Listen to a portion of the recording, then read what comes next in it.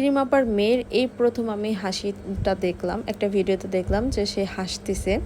তো আমার কাছে খুবই ভালো লাগছে। আমি যত ক্রিম আপার ভিডিও দেখেছি মেয়ের উপর খুবই নির্যাতন দেখেছি, যে মেয়েটার উপর নির্যাতন করে আর মেয়েটাকে রাগারাগি করে, এরকম জোরে জোরে জোরে গলার কথা বলে।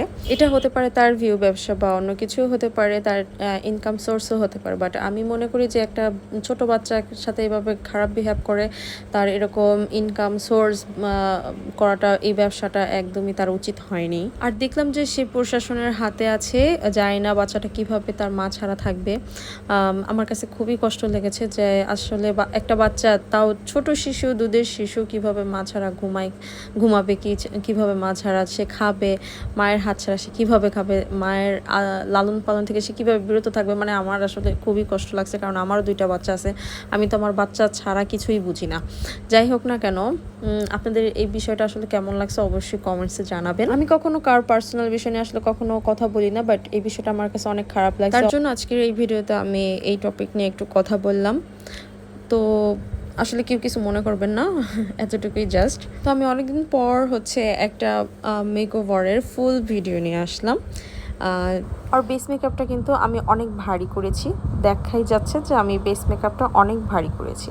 তো এই বেস মেকআপটা কিন্তু আমি হচ্ছে পার্টি মেকওভারেও দিয়ে থাকি। ভিডিওর প্রথমেই দেখতে পারেন যে আমি কিন্তু আসলে সব কিছু দেওয়ার আগে, মানে ফেসে সব কিছু দেওয়ার আগে কিন্তু আমি ব্লাশনটা দিয়েছি। এই ব্লাশনটা দেওয়ার কারণে অনেকে বলতে পারে যে মেকওভারের আগেই ব্লাশনটা ফেসে দিয়েছে। এর কারণ হচ্ছে হলো যে ব্লাশন আমরা আসলে যেখানে ব্যবহার করি সেই জায়গাটা হচ্ছে একটু পিঙ্কিশ ভাব থাকবে, কারণ আমাদের পাউডার ব্লাশনগুলো কিন্তু সবসময় সচরাচর থাকে না আমাদের গালে। তো যেহেতু গরম, ক্রিম ব্লাশন হচ্ছে ইউজ করা যায় না, আর গরমে কিন্তু পাউডার ব্লাশন ইউজ করাটাই বেস্ট। তার জন্য আমি ক্রিম ব্লাশনটা হচ্ছে মেকওভারের আগে দিয়েছি, আর পাউডার ব্লাশনটা হচ্ছে মেকওভারের পরে দিয়েছি।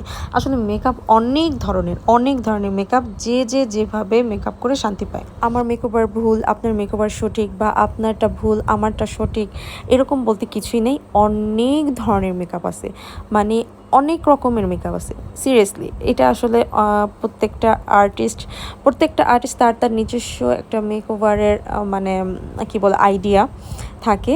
তো আমি মনে করি কোনো মেকওভারই আসলে ভুল না, যেভাবে মেকওভার করে শান্তি পায়। তো এই ছিল হচ্ছে আমার ফাইনাল লুক। অনেস্টলি ওর মেকওভারটা জাস্ট ওয়াচ ছিল, লুকিং মানে all over look is just awesome. আপনাদের কাছে মেকওভারটা কেমন লেগেছে অবশ্যই কিন্তু কমেন্টসে জানাবেন। তো ওর মানে এটা একটা বৈশাখের লুক।